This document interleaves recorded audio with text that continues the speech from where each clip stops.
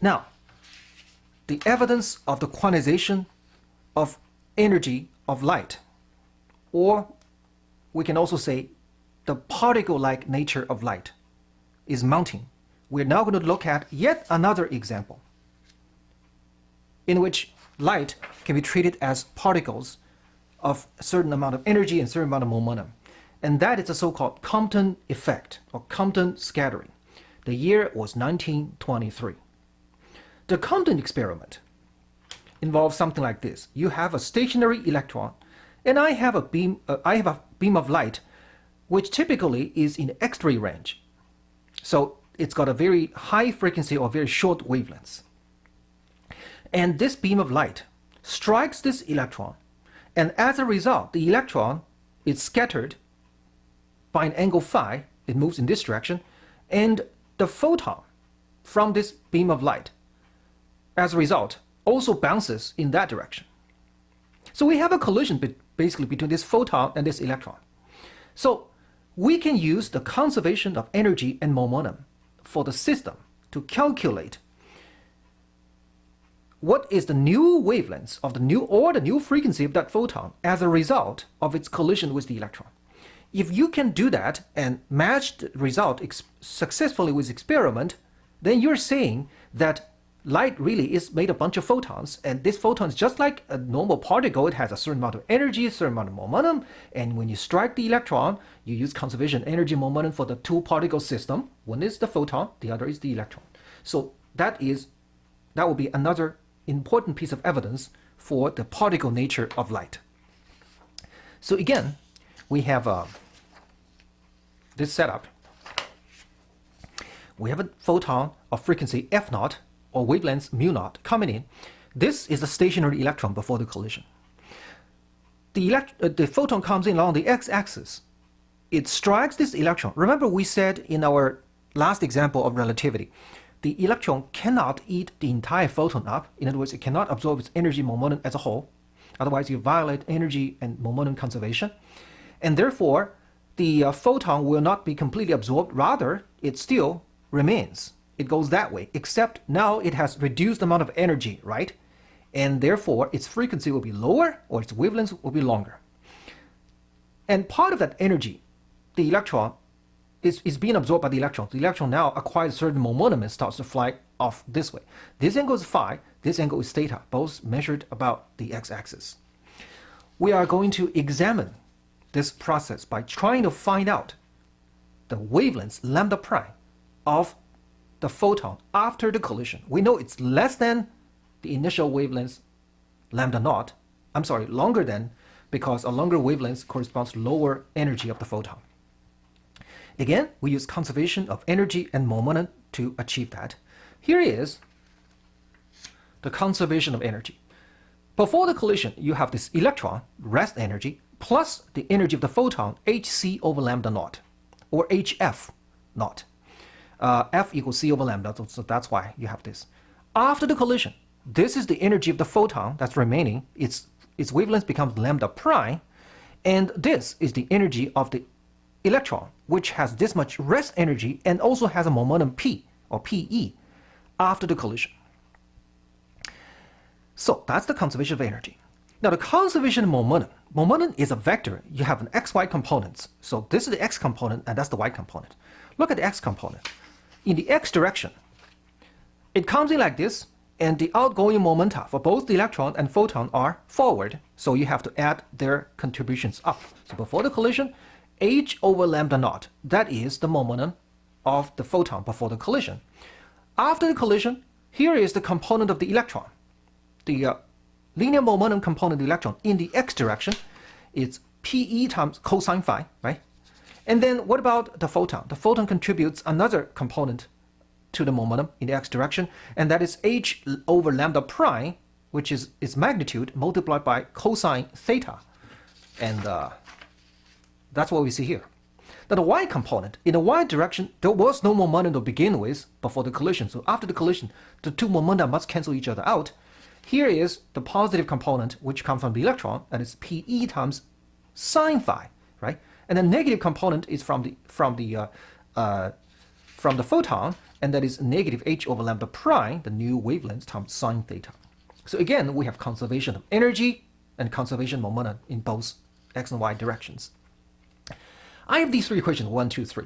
And my job is to eliminate the unknown, the variables I'm not interested, such as the momentum of the electron after the collision, such as where the electron goes, because I only measure the recoiling photon. I put my measurement device at an angle theta. So I'm waiting for this. I'm waiting for this photon after the collision at this angle theta. So theta is given. Theta is known.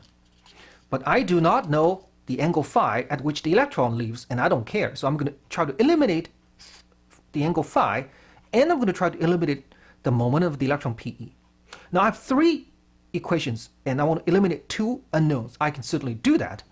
The algebra is a little tedious, but that's not hard to do. So I'm going to show you the key steps how to do that. I'm trying to eliminate PE.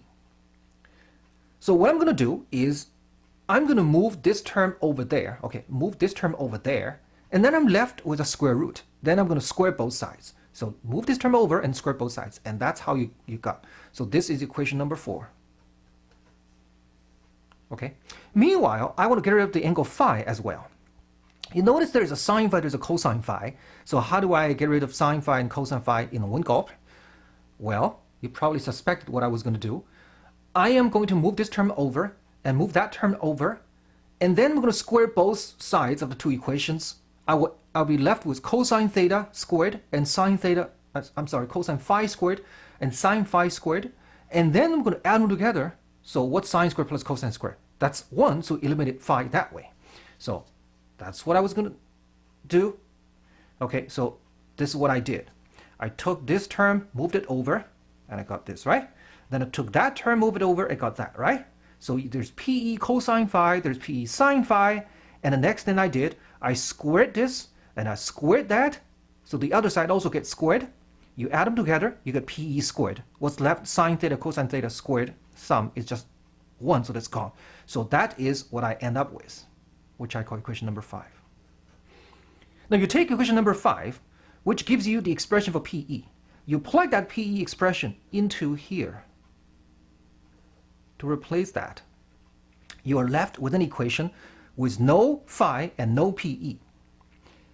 The only variable that's left, the only unknown that's left is lambda prime. So what's left is some very simple algebra. You just go ahead and find lambda prime, and this is the result of the finding. Delta lambda, which is the difference, which is the increase in the wavelengths of the photon as a result of its collision with the electron, lambda prime minus the original lambda naught, equals this. H over MEC times 1 minus cosine theta. This expression has the unit of length. We gave it a name. We call it the Compton wavelengths. The Compton wavelengths can be calculated numerically, and we use the same trick as we did before. We know what H times C is, right? H times C is 1,240 eV nanometers. And I have MEC, but I don't have an HC here, I only have an H. So what I do is I'm going to multiply both the numerator and denominator by C. So I have HC over MEC squared. HC is given. What is MEC? Squared. MEC squared is the rest energy of the electron. The rest energy of the electron. It's typically measured in mega electron volts, or MeV, or keV. And what you can do is to plug in the mass of the electron in kilograms, which is 9.11 times 10 to the negative 31, times C squared, and you get the energy, the rest energy in joules. And of course, that's a very, very small number. And you convert that joule to EV, and here is what you get. Another important number for you to memorize. Electron, such as a common particle, MEC squared, equals to 511 keV. Okay? I want everybody to memorize this. You will thank me for that, I tell you. Make your life a lot easier. 511 keV. So you have Hc over MEc squared, that's 1240 eV nanometers, divided by 511 keV. keV is 10 to the 3 eV, and you're left with 2.34 times 10 to the negative 3 nanometers, or 2.34 picometers. A pico is 10 to the negative 12. This is the so-called Compton wavelength. You notice how small it is. You compare that with the wavelengths of visible light, which is around a few hundred nanometers. This is one 1,000th of a nanometer. So that means the frequency, the wavelength change is minuscule if you use a wavelength, if you use a visible light photon. So a visible light photon striking an electron, it will change its frequency or will change its wavelength. But by how much? Well, by a couple of picometers, and that's an extremely small fraction of its original wavelength, so therefore you're not going to notice anything. On the other hand, if you use X-rays, X-ray photons, whose original wavelength is already quite short, let's say a nanometer or less, then the change in wavelengths can actually become measurable, become significant. And the maximum value you can possibly get as far as the wavelength shift is concerned is when cosine theta equals -1. And that makes sense because when cosine theta equals -1, you go back to this diagram. This is the angle theta, right? Cosine theta equals -1, that means theta equals what? Pi, right? Which means this photon gets recoiled right back. This is when the photon imparts the greatest amount of momentum to the electron. The electron goes forward, which means the photon, in this case, loses more energy than ever, than any other angle of recoiling. When you lose more energy, you also lose more momentum, and therefore the frequency shift, the wavelength shift is the greatest. But even at that, that factor is just 2, so you're getting twice the Compton wavelength, which is also very small. This explains why this phenomenon was not observed until quite late 1923. It's because you have to use a very high frequency photon to begin with. And high frequency means the quantization effect is greater, because remember, the quantization, the energy gap between neighboring energy levels is h times f. When f is greater, you're talking about a greater energy gap and therefore greater significance of quantization. So you see, the particle nature of light is evident in this case, except that it is only important when the frequency is really high in the X-ray range, and therefore the quantization effect is greater or the particle nature is more prominent. But in general, it does tell us that the higher the frequency, the more the significance of the particle nature of light. We have so far seen 3 stunning examples in which the quantum hypothesis must be put into effect in order to explain the stark difference between theory and experiment, and that basically highlights the particle nature of light. So light was considered a wave as before, electromagnetic wave. Now we see that it can actually behave like particles with called photons. But this is not the end of the story.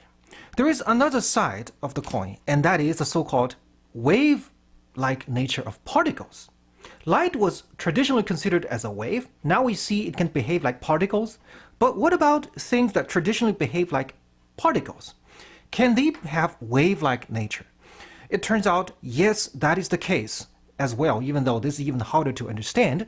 And a classic example of that is the so-called Davis-Germer experiment that was conducted in the year 1926. This is the other side of the story. So we'll be doing this experiment in our lab, but basically what it is, it's quite simple. You have a beam of electrons being accelerated through a voltage. It's typically several hundred volts. And after they get accelerated, they move at high speeds towards a crystal. And here's something really, really striking. After going through the crystal, you know where these electrons end up? They end up on a photographic plate in certain patterns, concentric rings, if it's a powder, if it's a crystal powder. And not only so, this in fact resembles exactly like the diffraction pattern of a beam of light if the frequency or the wavelength you use is given by the linear momentum of the electron and the Planck's constant, h, in the following manner.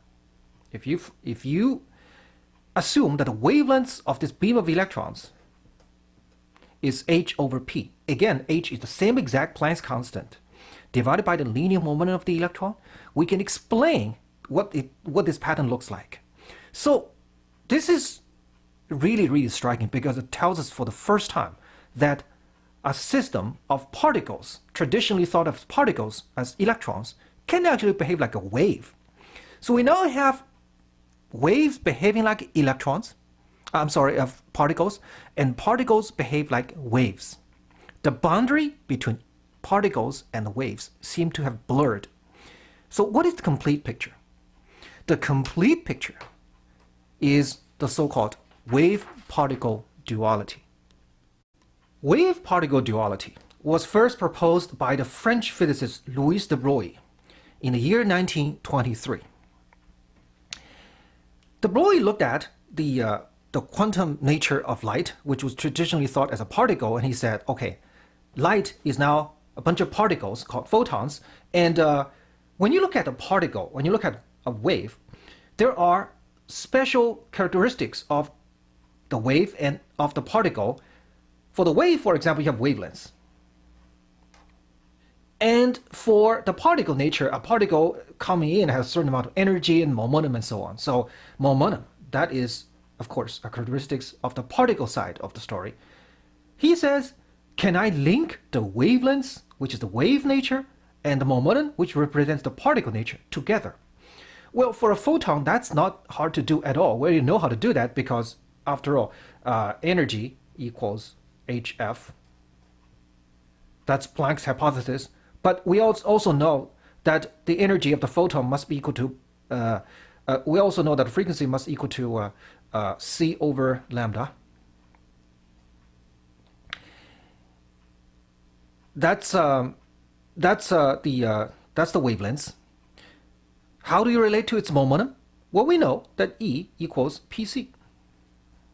P is its momentum. How do we know that? Because remember the Einstein's formula, dispersion relation relating the momentum and total energy of any particle.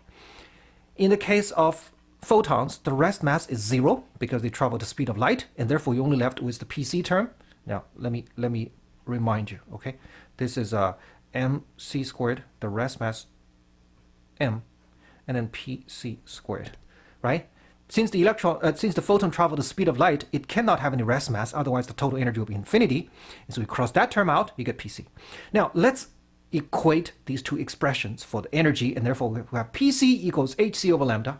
So pc equals h over lambda times c. You cross out the p, and you get p equals to h over lambda, or lambda equals h over p. This is the mathematical expression relating the wave and particle natures of this system together. Here is the wave nature, the wavelength lambda, and here's the particle nature, the momentum p. So a particle with momentum p has a certain wave associated with it, and here is the wavelength. The wave-particle duality is a unique feature of quantum mechanics. You do not see that in classical physics. So it makes total sense that these two aspects of the same entity, the particle nature and the wave nature, are related by the Planck's constant, the fundamental constant in quantum mechanics. So I'm going to box this with red color. This is extremely simple mathematically, yet it is extremely powerful concept. The wave-particle duality, as you will see, is of central importance in quantum mechanics. I always argue that this is the highest principle of quantum mechanics. Everything else always originates from the wave-particle duality. We can calculate the wavelengths given a certain amount of momentum. This is true not only for photons, it is also true for any other particle such as electrons even. In general, the greater the linear momentum, the shorter the wavelengths. In other words, the higher the frequency, or the more quantized, the more particle-like it is. If you have a small, slow-moving particle with little momentum, the wavelength is long, then it's more smeared out, it's not localized, and therefore the wave nature is more prominent and the particle nature does not show that well. For light, I have a very simple calculation for the wavelengths.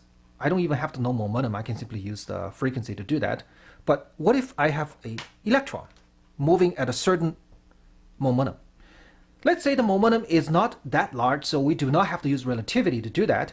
Then I can write the kinetic energy of the electron to be equal to p squared over 2m. I don't have to use relativistic expression. And from that, I can find p equals the square root of 2mk, right? And then from that, I can find the corresponding wavelengths of that electron. The wavelength is equal to h over p, which is equal to h over the square root of 2mk. So this is the wavelength of an electron of mass n with a kinetic energy k. We know that in the macroscopic world, particles are particles, waves are waves. And a macroscopic particle, such as a speckle of dust, such as a ping pong ball, such as the Earth, can never be thought of as a wave. At least, to an excellent approximation, we don't have to deal with that. And that makes sense because we're talking about an extremely large value of m, the mass. And the Planck constant being so small, okay, even with very slow-moving particles, the wavelengths will be extremely short. And therefore, the particle nature simply dominates. We don't have to worry about the wave nature. And with any wave, if we're dealing with a length scale of the size of the wavelengths, then the wave nature really shows up. If you're looking at a distance far greater than the wavelengths, then the wavelengths is not very important. For example, in physics 1c, we learned that when a beam of light passes through a constriction of area of size a, then if a is far greater than the wavelengths, then the light simply goes through like this. We do not even have to look at the wave nature at all. But if a is much less than the wavelengths or comparable with the wavelengths, then the light starts to diverge, then you have a diffraction pattern. That is when the wave nature becomes important. So in the macroscopic world, when m is so large, the Planck constant in comparison is so small, the lambda of the wave is so short that unless we're dealing with extremely small sizes, we don't have to deal with the wave nature. So the wave nature of particles cannot be captured in the macroscopic world for that reason. Now, we can do a numerical calculation for some typical values, if this being the mass of the electron moving at a certain speed. Let's say we accelerate this electron through an energy gap of 1 volt, so that the electron acquires an energy of 1 eV. Okay? When it travels with a kinetic energy of 1 eV, it has a certain amount of momentum, and we can calculate the corresponding wavelengths associated with that electron, whatever that wave means. And let's do this calculation. So if K is 1 eV, mass of the electron. Remember the mass of the electron? We didn't put down m directly, but we put mc squared. Mc squared equals 511 keV. Remember that? I told you to memorize this. Now, let's put it to use. Okay, so lambda equals 2. Again, I want hc. I know what hc is, 1240 eV nanometer. So I'm going to multiply the numerator, denominator by the same c, same old trick. So this is hc times the square root of 2 mc squared and then times k. Now I kill 2 birds with 1 stone. I know what hc is, I know mc squared is. And here we go. 1240 eV nanometers divided by the square root of 2 mc squared k to 511 keV, so 10 to the 3 eV. And then you have k, which is 1 eV. So you see eV squared and take the square root, that cancels with that eV, you're just left with nanometers. And if you do this calculation, the result is very simple. What you're getting is about 1.1 nanometers. Okay? On the other hand, if you take a photon with the exact same kinetic energy of 1 eV, so this is electron,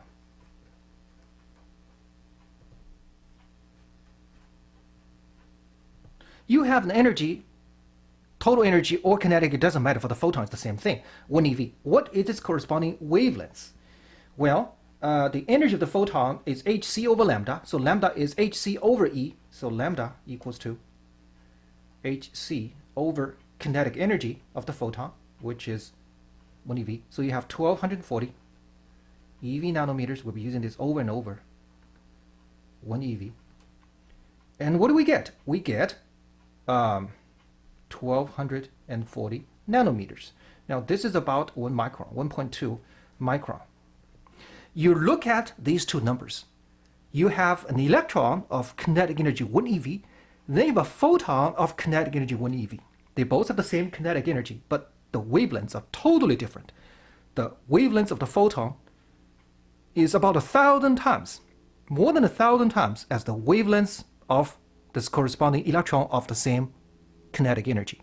This means for the same kinetic energy, the particle nature of the electron is far more prominent than the particle nature of photons or light.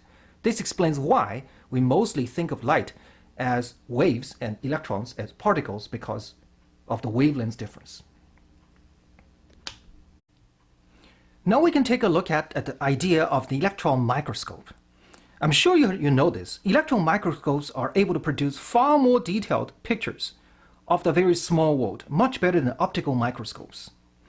And I have here a diagram copied from the textbook of the detailed design of the electron microscope. I'm not here to talk about the detailed design. I'm just here to talk about the idea. Why is it that when you look at something very small, an electron microscope is better than an optical microscope using visible light photons? This is very clear from what we just calculated. You know, when you try to use a wave to measure something, okay, say you use a visible light wave to see something or use audible wave to hear something, the resolution, which is the smallest detail you can resolve, would be no longer than the wavelengths. The shorter the wavelengths, the more detailed the resolution you can have. It's a good thing that the visible light that humans use to see things have a relatively short wavelength compared with our body size. We're talking about, a few hundred nanometers, so it's a fraction, it's about half a micron. So in theory, we can see things, details as small as a micron or so. At least in theory, we can do that. So that's small enough for us. Imagine if we see things with microwaves instead. Now, microwaves have a typical wavelength of a few centimeters. And what that means is that the world we see will become very blurry because we won't be able to resolve things, any details less than a couple of centimeters. So that's a very blurry world. Okay. But what about if you want to see something really small? Less than a micron, for example. Then it turns out that visible light does not have enough resolution power. This is when the electron microscope comes in, because for the same kinetic energy, the electrons have far shorter wavelengths, so that therefore they're going to be able to resolve far better details. You might say, I can always decrease the wavelengths of the visible light photon, therefore increasing its resolution power, right? Yes, this is correct, but let's look at some numbers. For a visible light photon with energy of about 2 eV, you're looking at about half a micron of wavelengths. If you want to resolve something better, then you say, okay, I'm gonna let's say I want 1,000 times the as detailed resolution. So you have to decrease lambda by a factor of 1,000, and that means you have to increase the kinetic energy of that photon to about 2,000 eV, right? Instead of 2 eV. Then you will get resolution power 1,000 times as good, but there is an undesirable byproduct, and that is you having an extremely high energetic photon with an energy of 2 keV. That is X-ray. X-rays destroy a lot of things, because it's too energetic, right? So therefore, if you want to use relatively low energy beam of particles, yet with high enough resolution, a massive particle such as electron is far better than a massless particle such as a photon. So we have seen examples of both the particle nature of waves and the wave nature of particles. This is why de Broglie proposed what's called wave-particle duality. But exactly what is wave-particle duality? When we said that we can associate a certain wavelength to a particle moving with momentum p using the de Broglie relationship, which is lambda equals h over p, we get a wavelength associated with that particle. But what kind of wave are we talking about exactly? Now, we have learned some waves before, such as sound waves, such as electromagnetic waves, and so on, right? We can use the electric field E or the amplitude of the sound wave Y to describe that wave. But what kind of wave are we talking about here that is associated with this particle moving with a certain momentum p? How do we reconcile these two radically different pictures? When we look at the electron, it is no longer considered just as a particle anymore. It is also considered as a wave. When we look at a beam of light, we say it's made of a bunch of particles, not just a wave anymore. But particles and waves are very different entities, at least in traditional classical sense. So when we say a particle is associated with a wave, what exactly do we mean by that? This is a very puzzling thing. And to reconcile these two radically different ideas, let's take a look at this experiment, so-called electron diffraction. We have studied diffraction of visible light. But as we see in the Davis-Germer experiment, electrons can also diffract. All you have to do is to make sure you give it a setup with the right value of a constriction, so that if it's a double slit experiment, this D here has to be comparable with what? With the wavelength. Okay, if you use a beam of electrons with kinetic energy of several hundred volts, then we're talking about a wavelength of, let's say, about 100th of a nanometer, 10th of a nanometer.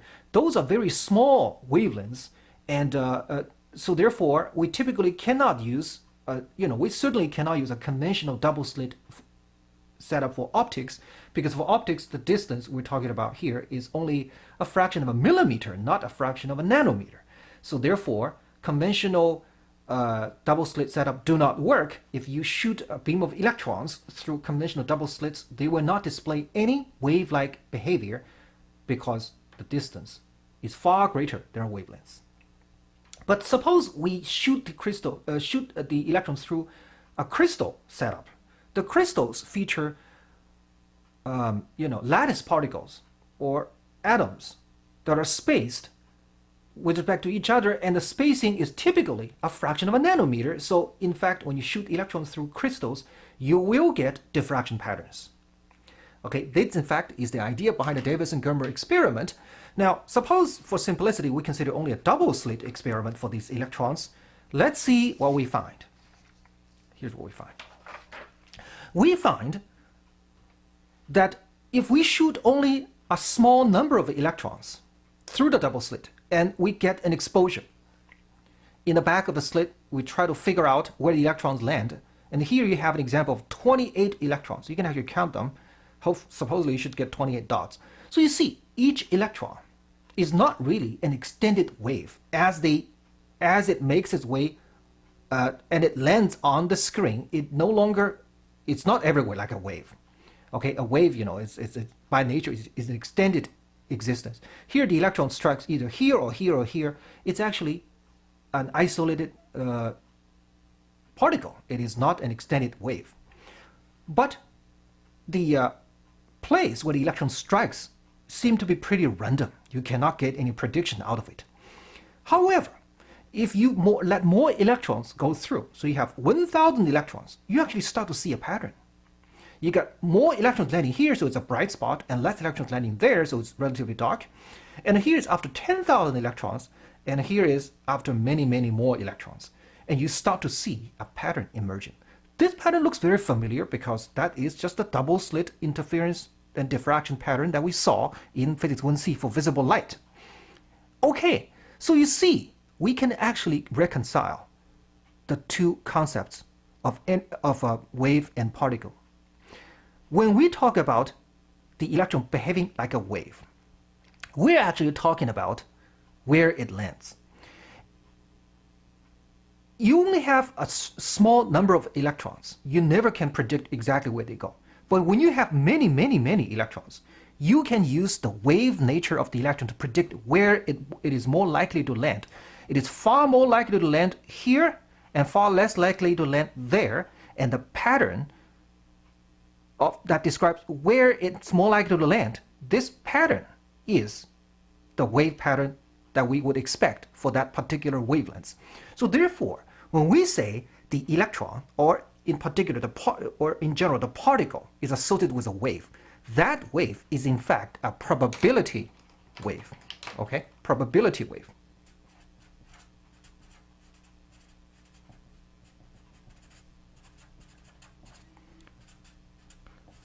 So each electron is still more or less a point particle. It can strike, randomly. But when you collect all these electrons, the collective behavior would behave like a wave. And where the wave has a strong amplitude, this is where the electrons more likely to be found. So we're dealing with a probability wave.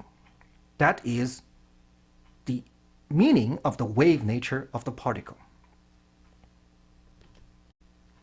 So, if I draw an intensity diagram for the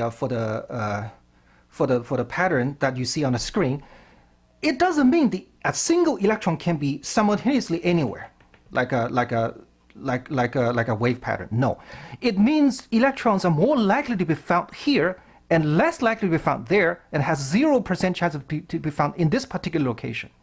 So, the electron is still just a particle. It can only be at one place at a time, but the wave associated with that electron, depending on its wavelength, tells us where you can find this electron with greater probability, where you can find it with less probability. Now that we're able to associate a particle with a wave, we'll see that there are many new things coming up associated with the wave nature of anything. Anything that's like a wave, there's always interesting behaviors associated with it, such as interference and diffraction and so on. And we also talk about what's called the uncertainty principle. The uncertainty principle actually is built in the wave nature of anything. This is nothing new in classical physics, except the new thing is that we are using a probability wave to describe a particle. That is the new thing. So we shouldn't be surprised when this uncertainty relationship comes in. We'll see that in our next lecture.